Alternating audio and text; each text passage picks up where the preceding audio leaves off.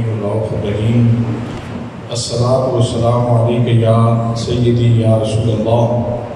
وعلی آلک و اصحابک یا سیدی یا حبیب اللہ۔ شاہ است حسین بادشاہ است حسین،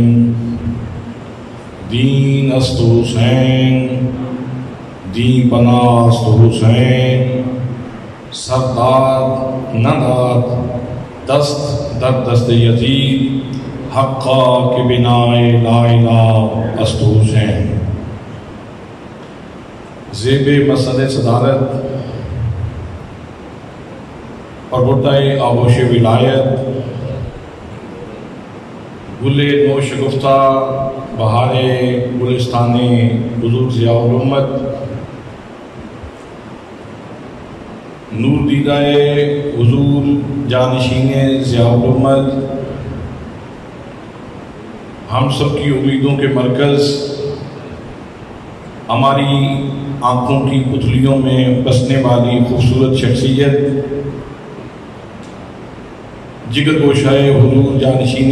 ضیاء الامت حضرت صاحبزادہ حافظ محمد نعیم الدین شاہ صاحب، ولی آستانہ عالیہ حضرت امیر الصالحین بھیرا شریف،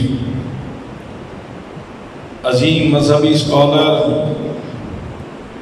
فیضیاب فیضان حضور سیدی ضیاء الامت، پیر طریقت رابر شریعت جناب حضرت علامہ مولانا پیر مشتاق احمد شاہ صاحب الازہری،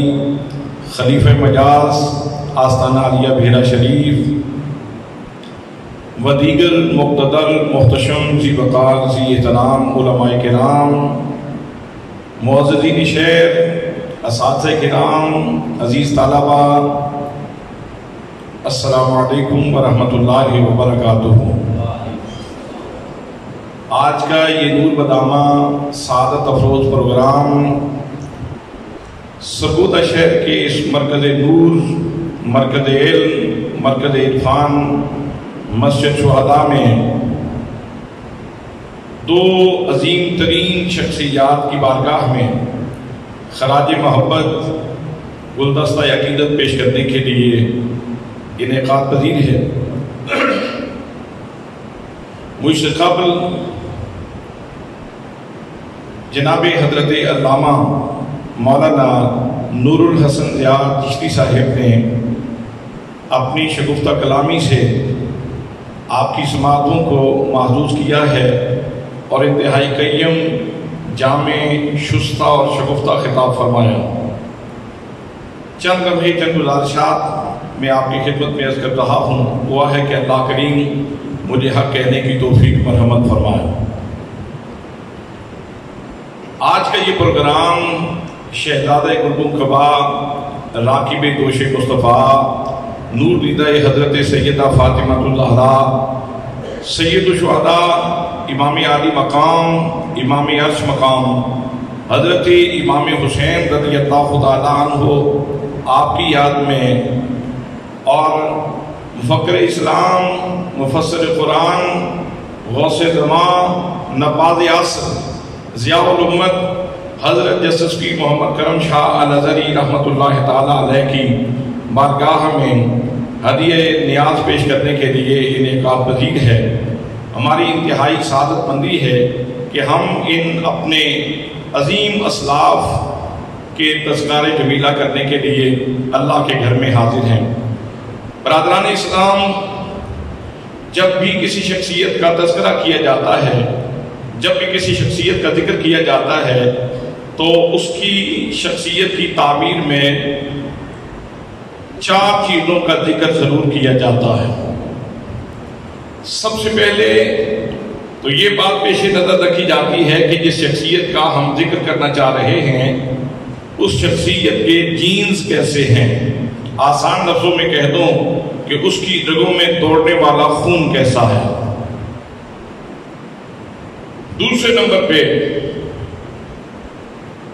اس شخصیت کو ماحول کیسا ملا۔ ماہرین نفسیات کا اس مسئلے پہ اختلاف ہے۔ بعض کہتے ہیں کہ والدین کی طرف سے جو خون ملتا ہے اس کے اثرات زیادہ ہوتے ہیں، اور بعض نے کہا کہ ماحول کے اثرات زیادہ ہوتے ہیں، لیکن محض طور اس پہ تو اتفاق ہے کہ والدین کا خون بھی اثر انداز ہوتا ہے اور ماحول بھی اثر انداز ہوتا ہے۔ تو یہ دونوں چیزیں بنیادی رول پلے کرتی ہیں۔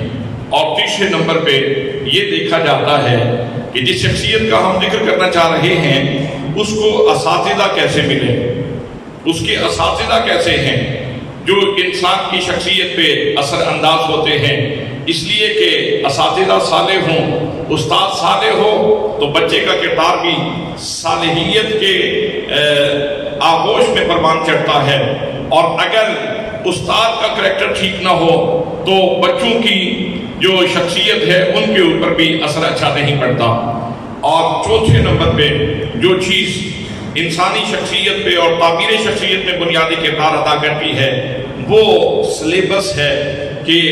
اس شخصیت نے سلیبس کیسا پڑھا ہے۔ حضرات محترم، اسی تمہید کے اوپر میں دو جہتی تشکیلی نقوش آپ کی خدمت میں عرض کرنے چاہ رہا ہوں، اور حفظ مراتب کے حساب سے میں چند باتیں آپ کی خدمت میں عرض کر رہا ہوں۔ سب سے پہلے ہم نبی مکرم صلی اللہ تعالیٰ علیہ وسلم کے نواسے کی بارگاہ میں چلتے ہیں۔ تو حضرات محترم، میں نے جیسے عرض کیا کہ سب سے پہلے یہ دیکھا جاتا ہے کہ اس کی رگوں میں دوڑنے والا خون کیسا ہے، اس کے جینز کیسے ہیں۔ تو اس حوالے سے امام عالی مقام رضی اللہ تعالیٰ عنہ وہ کائنات کی منفرد شخصیت ہیں کہ جن کی رگوں میں دوڑنے والا خون خون رسول ہے، جن کی رگوں میں دوڑنے والا خون رسول ہے۔ میں خون رسول کی بات کر رہا ہوں، آپ ذرا اس کی گہرائی کو جائیے۔ نبی مکرم صلی اللہ تعالیٰ علیہ وسلم کے قدموں کو چومنے والے زرفات کا مقام یہ ہے کہ وہ کعبے کی دیواروں سے افضل ہیں، وہ بیت المعمور سے افضل ہیں، وہ عرش معلیٰ سے افضل ہیں۔ جب نبی پاک صلی اللہ تعالیٰ علیہ وسلم کے قدم چومنے والے زرفات کا یہ مقام ہے تو خون رسول کی عظمت کا مقام کیا ہوگا۔ حسین کریم اس حوالے سے وہ بلند مقام رکھتے ہیں کہ حسین کی رگوں میں دوڑنے والا خون رسول ہے، اور حضرت علی المرتضیٰ کا سراپا شجاعت خون حضرت امام حسین رضی اللہ تعالیٰ عنہ کی رگوں میں دوڑ رہا ہے، اور حضرت سیدہ فاطمہ زہرا سلام اللہ علیہا کا عفت معاب خون امام حسین رضی اللہ تعالیٰ عنہ کی رگوں میں دوڑ رہا ہے، جن کی عفت، جن کی پاکدامنی اور جن کی رفت اور جن کی شربت کا عالم یہ ہے کہ میدان معاشر میں جہاں انبیاء بھی ہوں گے، جہاں صدیقین بھی ہوں گے، جہاں شہداء بھی ہوں گے، جہاں صالحین بھی ہوں گے، جناب آدم علیہ السلام سے لے کر آخری انسان تک جملہ انسانیت جمع ہوگی، اور وہاں جب حضرت سیدہ فاطمہ زہرا سلام اللہ علیہا کی سواری جنت جا رہی ہوگی تو اعلان ہوگا، اہل محشر اپنی نگاہوں کو جھکا لو، محمد مصطفیٰ صلی اللہ تعالیٰ علیہ وسلم کی لاڈلی بیٹی فاطمہ زہرا کی سواری جنت جا رہی ہے۔ حضرات، جن کے تقدس کا یہ عالم ہے کہ میدان معاشر میں بھی اللہ کریم کسی کو ان کا چہرہ دیکھنے کی اجازت نہیں دے رہا، تو اس شخصیت کا تقدس معاب خون وہ حسین کریم رضی اللہ تعالیٰ عنہ کی رگوں میں دوڑ رہا ہے۔ اور پھر اس سے اگلے مرحلے میں ان کو ماحول کیسا ملا۔ حضرات، ماحول کا بڑا اثر ہوتا ہے۔ اگر گھر میں ماحول قرآن پڑھنے والا ملے تو یہ بچے قرآن پڑھنے والے ہوں گے۔ آپ نے اکثر دیکھا ہوگا کہ جس گھر میں اردو بولی جاتی ہے بچے اردو بولتے ہیں، جس گھر میں پنجابی بولی جاتی ہے بچے پنجابی بولتے ہیں۔ اگر والدین سنسکرت بولنا شروع کر دیں تو بچے سنسکرت بولیں گے۔ ہماری عمر گزر گئی، ہمیں آج تک پشتو نہیں آئی، اور پٹھانوں کے گھر میں پیدا ہونے والا چھوٹا سا بچہ پشتو بولنا شروع کر دیتا ہے۔ تو جیسا ماحول ہوتا ہے ویسے ہی اثرات ہوتے ہیں۔ تو امام حسین رضی اللہ تعالیٰ عنہ وہ شخصیت ہیں کہ جن کو ماحول ایسا پاکیزہ ملا ہے۔ فاطمہ زہرا کی گود میں ہے تو اللہ کا ذکر ہے۔ سبحان اللہ کہنے میں کوئی حرج نہیں، سبحان اللہ کہنے میں کوئی حرج نہیں، کہیں سبحان اللہ۔ فاطمہ زہرا کی گود میں ہوں تو اللہ کا ذکر ہے، نبی پاک صلی اللہ تعالیٰ علیہ وسلم کی گود میں ہوں تو اللہ کا ذکر جاری ہے، علی المرتضیٰ کے کندھوں پہ ہوں تو اللہ کا ذکر جاری ہے۔ حضرات محترم جن کو آغوشی ایسی ملی ہے کہ انہوں نے اپنے بابا کو، اپنی امی جان کو، اپنے نانا جان کو اللہ کی بارگاہ میں جھکے ہوئے دیکھا ہے، اللہ کی بارگاہ میں بچھے ہوئے دیکھا ہے، اللہ کی بارگاہ میں سجدے کرتے ہوئے دیکھا ہے۔ آج دنیا حسین کے سجدے کو سلام کیوں کر رہی ہے؟ حضرات محترم حسین نے سجدہ کس سے سیکھا تھا؟ آپ کے بچے آپ کے پاس آپ کے ساتھ کھڑے ہو جاتے ہیں، جیسے آپ رکوع کرتے ہو نا ویسے ہی تمہارا بچہ بھی رکوع کرتا ہے، جیسے تم سجدہ کرتے ہو نا ویسے ہی تمہارا بچہ بھی سجدہ کرتا ہے۔ تو حسین کریم نے قیام کرنا یہ علی المرتضیٰ سے سیکھا تھا، محمد مصطفیٰ سے سیکھا تھا، فاطمہ زہرا سے سیکھا تھا،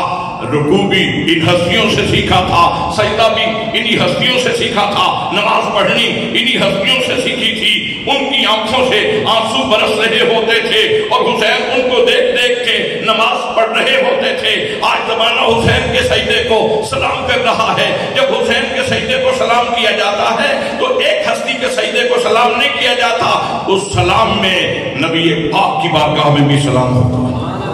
علی المرتضیٰ کی بارگاہ میں بھی سلام ہوتا ہے، اور حضرت فاطمہ زہرا کی بارگاہ میں بھی سلام ہوتا ہے۔ اس لیے کہ حسین ایک ایسے آئینے کا نام ہے، حسین ایسے نقش کا نام ہے کہ جس میں یہ ساری جھلکیاں نظر آتی ہیں، جس میں یہ سارا نور جھلکتا ہوا نظر آتا ہے۔ تو امام عالی مقام کو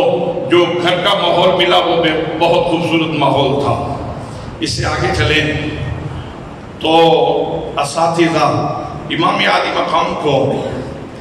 اس کام کے لیے کہیں دور کا سفر نہیں کرنا پڑا۔ امام عالی مقام کو اساتذہ میں امام الانبیاء کی ذات گرامی میسر آئی، سید الاولیاء کی ذات گرامی میسر آئی، حضرت فاطمہ زہرا کی شخصیت جو ہے وہ ملی، تو انہوں نے امام حسین کو قرآن پڑھایا، ایسے پڑھا دیا۔ پڑھانے والے استاد بے مثال تھے، پڑھنے والا شاگرد بے مثال تھا۔ حضرات محترم مسجد نبوی ہوتی تھی اور مصطفیٰ کریم امام حسین کو قرآن سکھا رہے ہوتے تھے۔ حضرت علی المرتضیٰ اپنی گود میں بٹھا کے حسین کو قرآن سکھا رہے ہوتے تھے، فاطمہ زہرا اپنی گود میں بٹھا کے امام حسین کو قرآن سکھا رہے ہوتے تھے۔ مجھے بتائیے چشم فلک نے ایسے اساتذہ دیکھے ہیں؟ ایسے اساتذہ کبھی چشم فلک نے دیکھے ہوں گے؟ کائنات نے ایسے اساتذہ نہیں دیکھے؟ تو پھر نیزے کی نوک پہ قرآن پڑھتا ہوا قاری بھی چشم فلک نے نہیں دیکھا۔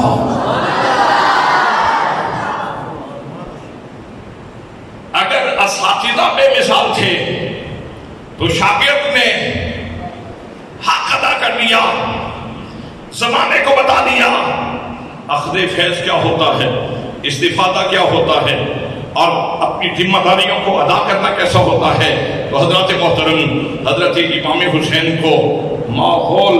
بہت خوبصورت ملا، اساتذہ بے مثال ملے، اور پھر چوتھے نمبر پہ جو چیز پیش نظر رکھی جاتی ہے وہ یہ ہے کہ انہوں نے سلیبس کیسا پڑھا۔ حضرات محترم امام عالی مقام نے جو سلیبس پڑھا ہے وہ کسی محقق نے سیٹ نہیں کیا، وہ کسی مدقق نے سیٹ نہیں کیا، وہ کسی محدث نے سیٹ نہیں کیا، وہ کسی مفسر نے سیٹ نہیں کیا، وہ کسی دانشور نے سیٹ نہیں کیا، وہ کسی فلاسفہ نے سیٹ نہیں کیا۔ امام عالی مقام نے جو سلیبس پڑھا ہے وہ اللہ کریم نے آسمانوں سے محمد مصطفیٰ صلی اللہ تعالیٰ علیہ وسلم کے سینہ فیض گنجینہ پہ اتارا ہے، اور اس کا تعارف یوں ہے الف لام میم ذالک الکتاب لا ریب فیہ، یہ وہ بلند رتبہ کتاب ہے جس میں شک کی جگہ ہی نہیں۔ حضرات محترم امام حسین نے جو سلیبس پڑھا ہے وہ یقین پر مبنی تھا، یہی تو وجہ ہے امام عالی مقام کو آپ دیکھو مدینہ طیبہ میں ہیں تو منزل یقین پہ ہیں، مکہ المکرمہ میں ہیں تو منزل یقین پہ ہیں، کربلا کے راستے میں ہیں تو منزل یقین پہ ہیں، کربلا کی تپی ہوئی ریت پہ ہیں تو منزل یقین پہ ہیں، عباس سلطان کے بازو قلم ہو رہے ہیں، حسین پھر بھی منزل یقین پہ ہے، جوان بے قاری اکبر اس کی بوٹیاں اڑ رہی ہیں، حسین پھر بھی منزل یقین پہ ہے، علی اصغر کے حلق سے خون کے فوارے نکل رہے ہیں، حسین پھر بھی منزل یقین پہ ہے، اونو محمد قربان ہو رہے ہیں، حسین پھر بھی منزل یقین پہ ہے۔ حضرات محترم سارا خاندان قربان کر کے حسین مقتل کی طرف جا رہے ہیں اور منزل یقین کے اوپر ہیں، اور پھر نیزوں کی بارش ہوتی ہے، تیروں کی بارش ہوتی ہے، تلواریں لگ رہی ہیں، جسم چھلتی چھلتی ہے، اور حسین کریم تفسیر کر رہے تھے وَعْبُدْ رَبَّكَ حَتَّى يَأْتِيَكَ الْيَقِينُ، اپنے رب کی عبادت ایسے کر کہ تو منزل یقین میں فائز ہو جائے، تو دیکھنے والا ہو، وہ اپنا جلوہ دکھانے والا ہو، آنکھیں تیری ہوں، جمال اس کا ہو۔ حضرات محترم حسین کریم نے سر سجدے میں رکھا اور جمال الہی میں ایسے مستغرق ہوئے کہ آج تک حسین سجدے میں ہے، گویا آج تک حسین اللہ کے دیدار میں ڈوبا ہوا ہے۔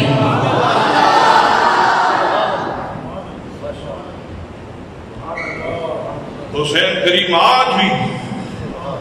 اللہ کے دیدار کی لذت لے رہے ہیں۔ میدان محشر ہوگا، جس حالت میں کسی کی موت آتی ہے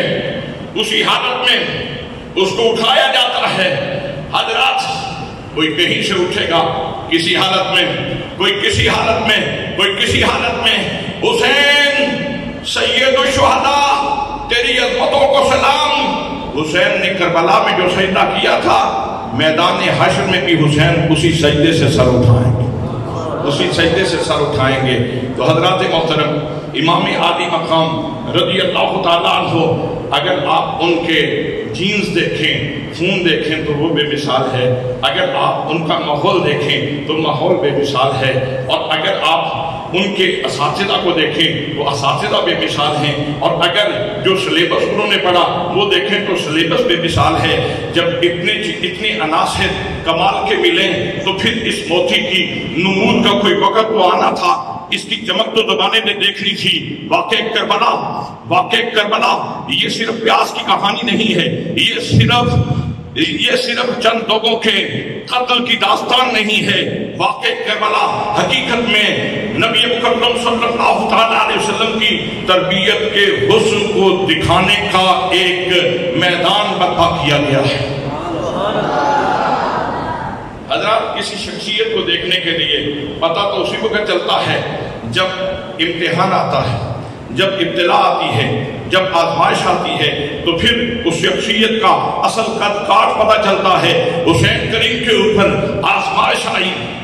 طوفان آتے رہے، غم آتے رہے، دکھ آتے رہے، آندھی آتی رہی۔ حضرات بادل کی صورت میں غم برستے رہے، جتنے غم برستے رہے حسین اتنا زیادہ چوڑا کر کے سینہ میدان میں کھڑے رہے اور ایک ہی جواب دیا، جنہاں دکھاں وچ دل بر راضی،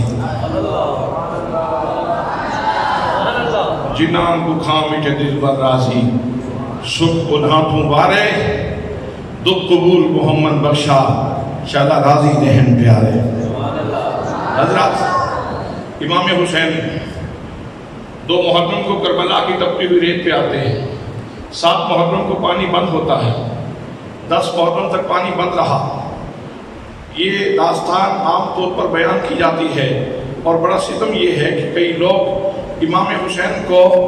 جنگل کی کسی مریل بکری کی طرح پیش کرتے ہیں کہ ان کے اوپر چیتے ٹوٹ پڑے اور حسین کے جو ہے پرخچے انہوں نے اڑا دیے، بہت بڑی جاتی ہے۔ حسین اتنے چھوٹے قد کا بندہ نہیں ہے، حسین کا قد کاٹ تو 7 آسمانوں سے بلند ہے۔ اصل میں امام حسین رضی اللہ تعالیٰ عنہ ان کے کردار کی چمک زمانے کو دکھلانے کے لیے یہ سارے کا سارا اہتمام کیا گیا تھا، وگرنہ قرآن مقدس پڑھ کے دیکھیں، امام حسین اگر چاہتے تو زمین کو ٹھوکر مارتے تو زمین سے ایک چشمہ نہیں ہزاروں چشمے جاری ہو جاتے۔ حضرات دعا کر دیتے تو حوض کوثر کا منہ حسین کے خیمے کی طرف ہو جاتا۔ قرآن کا ایک حوالہ آپ کی خدمت میں پیش کر رہا ہوں۔ جناب حضرت عیسیٰ علیہ السلام کی ولادت کا وقت تھا، حضرت مریم علیہ میں چلی گئی، لوگ کیا کہیں گے، شادی تو ہوئی نہیں، بیٹا کہاں سے لے آئی ہے؟ تو حضرت مریم کو بھوک لگ گئی، جب بھوک لگی تو انہوں نے ہاتھ اٹھا دیے، یا اللہ مجھے بھوک لگی ہے، میری بھوک کا مداوع کیا جائے، میری پیاس کا مداوع کیا جائے۔ تو اللہ کریم نے ارشاد فرمایا بہت بھی الیک بجد نخلۃ تساقط علیک رطبا جنیا، مریم پریشان ہونے کی ضرورت نہیں، یہ جو تمہارے سامنے خشک تنا ہے نا کھجور کا، اس کو ہاتھ ڈالو، ہاتھ ڈالنا تمہارا کام ہے، اس کو سرسبز و شاداب کر دینا ہمارا کام ہے۔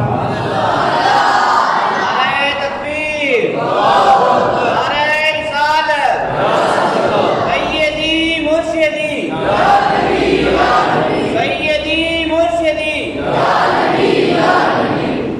جب ہم قرآن مقدس کا مطالعہ کرتے ہیں تو اسی قرآن میں یہ بات بھی موجود ہے، اللہم ربنا انزل علینا مائدۃ من السماء تکون لنا عیدا لاولنا وآخرنا، یعنی قرآن مقدس میں من و سلوہ کے اترنے کا ذکر ہے، مائدہ کے اترنے کا ذکر ہے۔ حضرت مریم کو من و سلوہ بھی دیا جا سکتا تھا، مائدہ بھی اتارا جا سکتا تھا۔ اگر ان کے بیٹے کے لیے مائدہ اتر سکتا ہے تو جناب مریم کو بھی یہ مائدہ مل سکتا تھا، لیکن اللہ کے کاموں میں حکمت ہوتی ہے۔ اصل میں بتلانا یہ مقصود تھا کہ لوگوں کو اس بات کا پتہ چل جائے سارے ہاتھ خالی نہیں ہوتے، اللہ والوں کے ہاتھ لگ جائیں تو سوکھے ہوئے ہرے ہو جاتے ہیں۔ اسی لیے تو سلسلہ عالیہ چشتیہ ہو، قادریہ ہو، نقشبندیہ ہو، سہروردیہ ہو، لوگ اللہ والوں کے ہاتھوں میں ہاتھ اس لیے دیتے ہیں، اور جنہوں نے صدق نیت سے اللہ کے کسی بندے کے ہاتھ میں ہاتھ دیا ہے، پھر زمانے نے اس کے اوپر رنگ بھی دیکھا ہے، پھر زمانے نے اس کے اوپر رنگ بھی دیکھا ہے، پھر زمانے نے اس کو شیخ الاسلام والمسلمین کہا ہے، ضیاء الامت کہا ہے، فرید الدین مسعود گنج شکر کہا ہے، غریب نواز کہا ہے، بہاء الدین نقشبند کہا ہے۔ حضرات محترم، تو میں عرض کر رہا تھا آمدم بسر مطلب جناب مریم نے کھجور کے اس سوکھے ہوئے تنے کو ہاتھ ڈالا، شاخیں نکلی، ڈوکے لگ گئے، کھجوریں لگ گئیں، کھجوریں پک گئیں، ان کی گود میں گرنے لگیں۔ حضرت مریم کے پاس پانی کا چشمہ جاری ہو گیا، ادھر کھجوریں کھا رہی ہیں، ادھر وہ پانی پی رہی ہیں۔ یہ کیا تھا؟ اگر علماء سے پوچھا جائے کہ علماء علم العقائد کی روشنی میں اسے کیا کہیں گے، تو جواب ملے گا یہ کرامت ہے حضرت مریم کی، یہ کرامت ہے حضرت مریم سلام اللہ علیہا کی۔ تو دوستان محترم، یہ تو ایک مریم صاحب کرامت تھی۔ کربلا کے میدان میں ایک شخصیت صاحب کرامت نہیں تھی، پورا خاندان صاحب کرامت تھا۔ امام حسین صاحب کرامت تھے، امام زین العابدین صاحب کرامت تھے، سیدہ زینب صاحب کرامت تھی، شہزادہ علی اکبر صاحب کرامت تھے،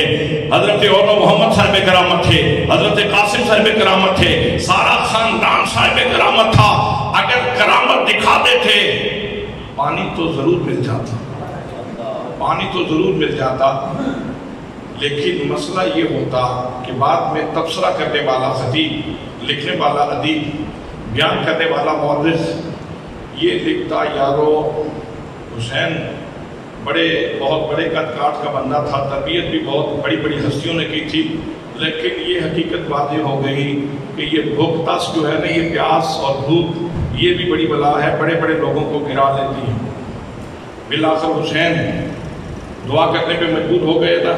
بیٹے کی پیاس نہ دیکھ سکے، سکینہ کی پیاس نہ دیکھ سکے بیٹی کی، اور بالآخر انہوں نے ہاتھ اٹھا دیے نا۔ حضرات محترم، پھر تبصرہ کرنے والا یہ تبصرہ کرتا، لیکن غم بڑھتے رہے، پیاس بڑھتی رہی، بھوک بڑھتی رہی، حالات کشیدہ ہوتے رہے، بیٹی تڑپتی رہی، بیٹا تڑپتا رہا۔ حضرات محترم، یہ ساری چیزیں آتی رہی، جتنے غم آتے رہے حسین کا اتنا صبر بڑھتا رہا، حسین کا اتنا صبر بڑھتا رہا۔ آج زمانہ کیا کہہ رہا ہے، آج زمانے کا تبصرہ کیا ہے؟ آج گلی گلی سے، نگر نگر سے، گلیا گلیا سے، کونا کونا سے جو آواز بلند ہو رہی ہے وہ یہ ہے، حسین زندہ باد، حسین زندہ باد، حسین زندہ باد، حسین زندہ باد، حسین زندہ باد، حسین زندہ باد، حسین زندہ باد، حسین زندہ باد، حسین زندہ باد۔ یزید قلبی مردہ سی، یزید قلبی مردہ سی، آج بھی مردہ باد، حسین زندہ باد، حسین زندہ باد۔ تو حضرات، کرامت یہ پانی کا مسئلہ کوئی مسئلہ نہیں تھا، امام عالی مقام کے سامنے پانی کا کوئی مسئلہ تھا ہی نہیں، اس لیے کہ مرید، یہ زمین جو ہے امام حسین کی مرید تھی،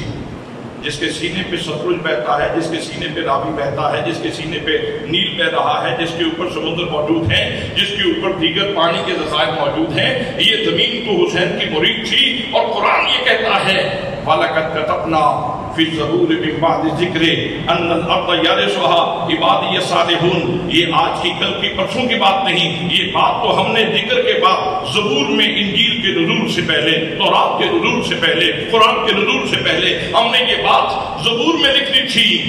کہ بے شک زمین کے وارث میرے نیک بندے ہیں۔ زمین کے وارث اللہ کے، زمین کے وارث اللہ کے نیک بندے ہیں۔ تو حسین کریم صالح ہیں کہ نہیں؟ جی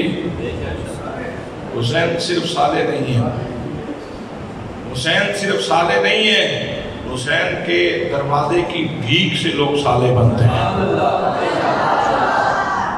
حسین کریم کی محبت سے لوگ صالح بنتے ہیں، حسین کی ارادت سے لوگ صالح بنتے ہیں، حسین کی الفت سے صالح بنتے ہیں، حسین کی مودت سے لوگ صالح بنتے ہیں۔ اگر حسین کی مودت نہ ہو نا، کوئی نفل پڑھتا رہے، کوئی عبادت کرتا رہے، کوئی ریاضت کرتا رہے، تو مقام صالحیت پہ نہیں جا سکتا۔ جب تک حسین کی مودت اس کے سینے میں نہ آئے تو وہ صالح نہیں بن سکتا۔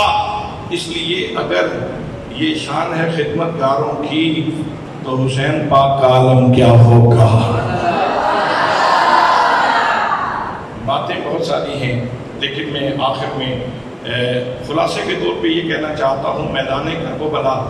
اصل میں صلاحیتوں کو دکھانے کا وہ میدان تھا جو برپا ہوا اور امام حسین کی شخصیت نکھر کے سامنے آئی۔ اب ہم ان کے مرید کی طرف آتے ہیں، یعنی حضرت ضیاء الامت جسٹس پیر محمد کرم شاہ الازہری رحمت اللہ تعالی علیہ کی طرف آتے ہیں۔ حضرات اگر جینز یعنی خون دیکھا جائے تو حضرت ضیاء الامت رحمت اللہ تعالی علیہ بھی وہ شخصیت ہیں کہ جن کی رگوں میں دوڑنے والا خون غازی اسلام کا خون، جن کی رگوں میں دوڑنے والا خون حضرت امیر الصالحین رحمت اللہ تعالی علیہ کا خون ہے۔ امیر الصالحین کس پاکیزگی کا نام ہے، حسین امیر الصالحین یہ کس پھول کا نام ہے اور کس خوشبو کا نام ہے امیر الصالحین۔ حضرات کو جو سردیوں کی یک بستہ راتوں میں دریائے جہلم کے کنارے پہ جائیں اور دریا میں کھڑے ہو کر ایک کلی نہیں، دو کلیاں نہیں، تین کلیاں نہیں، 100 دفعہ کلی کریں اور پھر اپنے آپ سے کہیں امیر شاہ اپنے منہ کو اور مانج لے، تیرے رب کا نام بڑا پاک ہے، تیرے رب کا نام بڑا پاک ہے۔ اور اگر اس کو تھوڑا سا ماضی کے جھروکوں میں جھانک کے اس مسئلے کو دیکھ لے تو حضرت ضیاء الامت رحمت اللہ تعالیٰ علیہ کی رگوں میں دوڑنے والا خون حضرت غوث العالمین بہاء الدین زکریا ملتانی رحمت اللہ تعالیٰ علیہ کا خون ہے۔ اگر حضرت ضیاء الامت کی شخصیت کو دیکھیں اور حضرت غوث العالمین کی شخصیت کو اور آپ کے کارناموں کو دیکھیں تو کارنامے دونوں ہستیوں کے مشابہ ہیں۔ آپ برما دیکھیں، آپ چائنا دیکھیں، آپ انڈونیشیا دیکھیں، آپ ملائیشیا دیکھیں، اور کتنے ایسے علاقے ہیں جہاں حضرت غوث العالمین بہاء الدین زکریا ملتانی رحمت اللہ تعالیٰ علیہ کی تبلیغی حکمت سے وہاں دین اسلام پہنچا ہے۔ حضرات محترم، تو حضور ضیاء الامت کی رگوں میں دوڑنے والا خون یہ ان ہستیوں کا خون۔ اور پھر ماحول کتنا پیارا ملا ہے حضرت ضیاء الامت رحمت اللہ تعالیٰ علیہ کو۔ ایک پرائمری اسکول کا بچہ ہے اور وہ سبق یاد کر رہا ہے، ہمارے بچے بھی پڑھتے ہیں،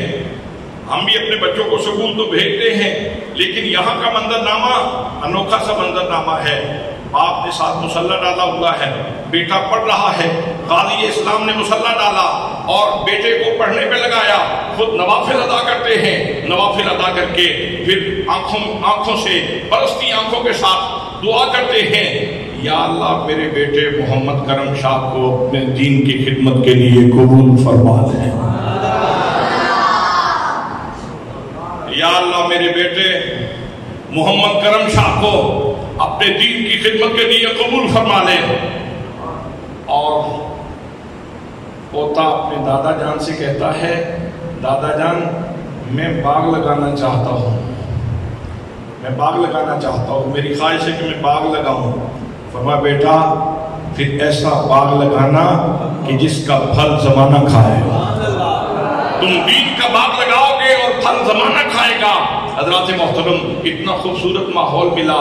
اور اساتذہ کرام میں جب آپ کی شخصیت کو دیکھنا چاہتے ہیں تو کتنے بڑے بڑے علماء، مولانا محمد دین بدوی جیسے، امام المناطقہ، رئیس الفلاسفہ جیسے لوگ آپ کے اساتذہ میں ہیں، مولانا محمد قاسم بالا کوٹی رحمت اللہ تعالیٰ علیہ جیسے لوگ آپ کے اساتذہ میں ہیں، اور شیخ ابو زہرہ جیسے بہت بڑے بڑے علماء جن کو پوری دنیا جانتی ہے اور پوری دنیا پہ جن کے علم کا شہرا ہے اور جن کے فیض کا شہرا ہے،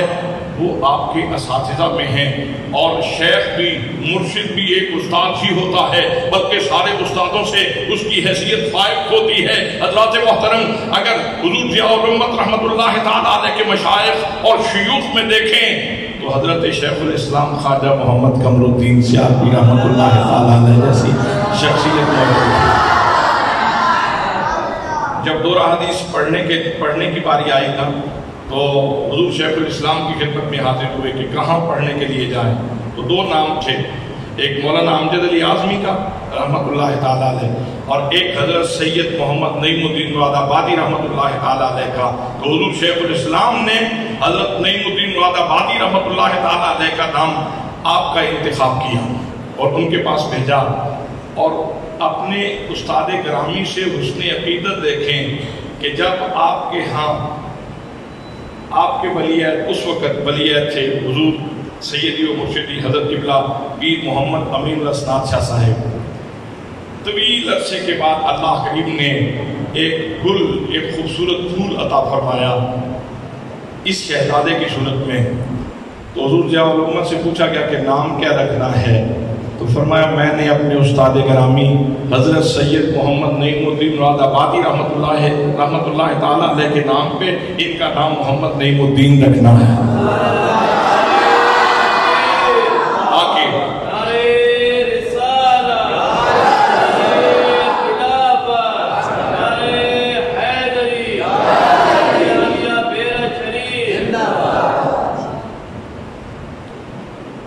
چاہتا ہوں کہ ان کے اندر بھی وہ رنگ نظر آئے جو حضرت سید محمد نعیم الدین مراد آبادی رحمت اللہ تعالیٰ علیہ کی شخصیت میں تھا۔ اس امت کے ساتھ، اس آرزو کے ساتھ، اس دعا کے ساتھ اور اس امید کے ساتھ آپ نے آپ کا نام محمد نعیم الدین رکھا۔ حضرات میں عرض کرتا ہوں کہ حضرت سید صاحب نے جب دورہ حدیثی پڑھا دیا، کتنے لوگ آئے آپ سے عرض فیض کرنے کے لیے، استفادہ کرنے کے لیے، کتنے لوگوں نے آپ سے استفادہ کیا، لیکن جب حضرت ضیاء الامت رحمت اللہ تعالیٰ علیہ حدیث پڑھ چکے تو دستار بندی فرماتے ہوئے آپ نے فرمایا الحمدللہ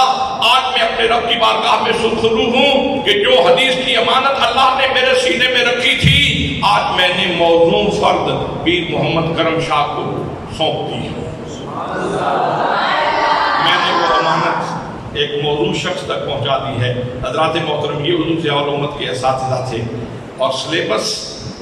حضرت ضیاء الامت رحمت اللہ تعالیٰ علیہ نے اپنے دور میں تجدید دین کا فریضہ سر انجام دینا تھا، اور اپنے دور کے تقاضوں کے مطابق آپ کے لیے ضروری تھا کہ آپ جدید و قدیم علوم سے واقف ہوتے، اس لیے آپ نے علماء دینیہ سے بھی استفادہ کیا اور آپ نے کالج اور یونیورسٹی سے بھی استفادہ کیا، بلکہ دنیا اسلام کی سب سے بڑی یونیورسٹی میں آپ تشریف لے گئے جس کا نام جامعہ الازہر ہے، جو 1000 سال سے چل رہی ہے۔ حضرات محترم جس کی ایک کلاس میں، صرف ایک کلاس میں اس وقت بھی 5-5 ہزار اسٹوڈنٹس ہوتے ہیں، اتنی بڑی یونیورسٹی میں تشریف لے گئے۔ والد صاحب جاتے ہوئے ایک امنگ اپنے بیٹے کو بطور امانت دے رہے تھے۔ حضور ضیاء الامت نے خود بیان فرمایا، والد صاحب فرما رہے تھے بیٹا کرم شاہ جی جب آپ پڑھ کے آؤ گے تو میں تمہیں ایک گاڑی لے کے دوں گا، میں تمہیں ایک لاؤڈ سپیکر لے کے دوں گا، اور پھر تم نے کیا کرنا ہے، تم نے وہ لاؤڈ سپیکر گاڑی کے اوپر رکھ کے گلی گلی میرے نبی کی عظمت کا چرچا کرنا ہے، میرے نبی کی عظمت کا ہوکا دینا ہے۔ آپ فرماتے ہیں جتنی دیر تک میں وہاں پڑھتا رہا تو یہ حکم، یہ بات میرے سد دین کے اوپر ہمیشہ ہی گردش کرتی رہی، انگڑائیاں لیتی رہی، نظر آتی رہی، کبھی یہ فراموش نہیں ہوئی۔ پھر جب میں واپس آیا تو میں نے سوچا کہ ایک گاڑی کتنی دیر تک چلے گی، ایک لاؤڈ سپیکر کی عمر کتنی ہوگی، اور ایک کرم شاہ کی عمر کتنی ہوگی۔ کیوں نہ ایسا کام کیا جائے کہ ایک گاڑی نہیں کئی گاڑیاں چلیں، ایک لاؤڈ سپیکر نہیں کئی لاؤڈ سپیکر آن ہوں، اور ایک کرم شاہ نہیں کئی کرم شاہ بولیں۔ تو حضرات محترم، یہ مجھے اور آپ کو پیغام دیا جا رہا تھا کہ ضیاء الامت کے دسترخوان نعمت سے استفادہ کرنے والوں، اپنے اندر وہی تقدس پیدا کرو، وہی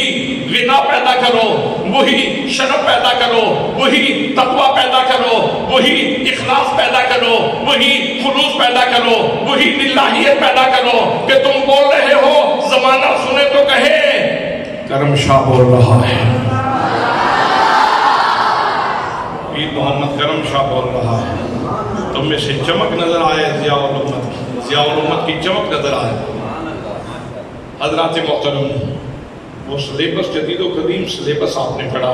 جیسے میں نے عرض کیا تھا کہ ہر شخصیت کی نمود کے لیے ایک وقت ہوتا ہے اور ایک جگہ کا تعین ہوتا ہے جہاں اس کی شخصیت کا نکھار زمانے نے دیکھنا ہوتا ہے۔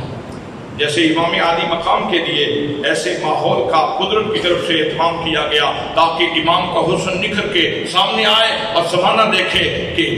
نمازی کسے کہتے ہیں، ثابت کسے کہتے ہیں، شجاعت کیسی ہوتی ہے، حضرات محترم خلوص کیا ہوتا ہے، للہیت کیا ہوتی ہے، یہ ساری چمکیں کربلا کے میدان میں لوگوں نے دیکھی۔ اور وہاں کربلا کے میدان کی حکمت یہ تھی